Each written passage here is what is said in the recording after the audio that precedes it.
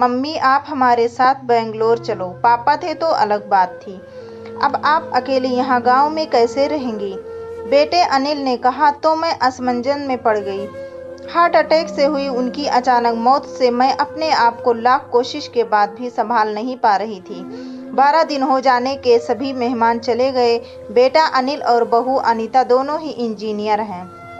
मेरी सहेलियां ने मुझसे कहा कि बेटे बहू के पास रहने नहीं जाना, क्योंकि कमाने वाली बहू को बुजुर्ग सास बिल्कुल अच्छी नहीं लगेगी। उसकी आज़ादी में तुम्हारे जाने से खलल पड़ेगी। वो तुम्हें ताने मार मार कर तुम्हारा जीना हराम कर देगी।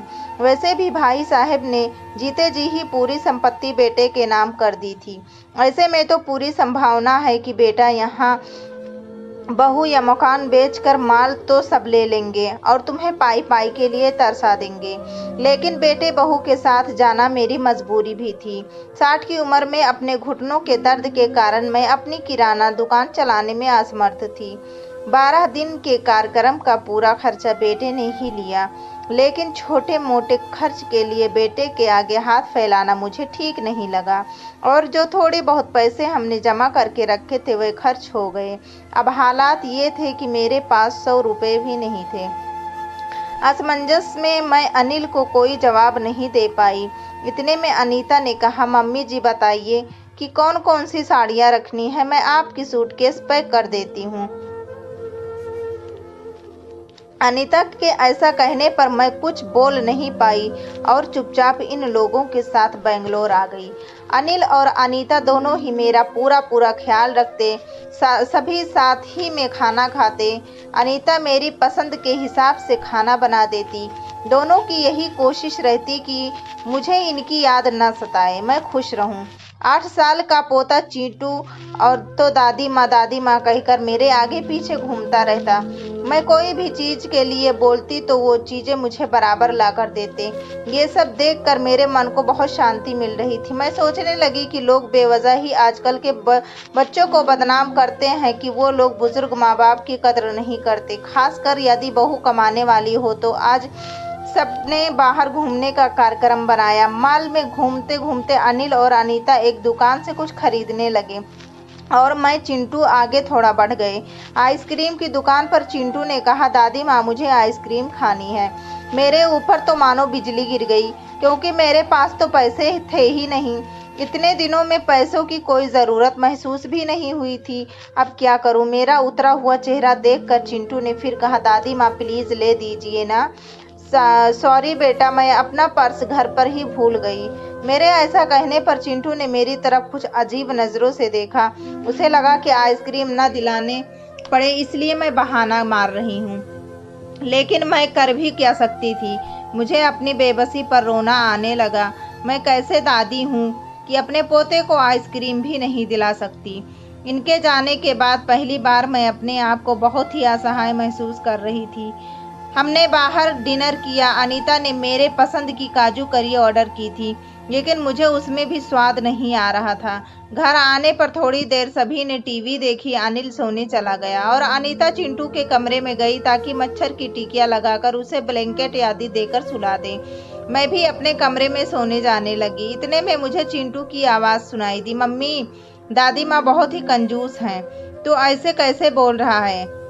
हाँ मम्मी, आज मॉल में घूमते वक्त मैंने दादी जी को आइसक्रीम दिलाने को कहा। उन्होंने कहा कि वो अपना पर्स घर पर ही भूल आई हैं। कितना अच्छा है ना मम्मी कि बाहर जाओ तो पर्स ही साथ में ना ले जाओ, तो कुछ खर्चा ही नहीं होगा। कंजूस दादी माँ।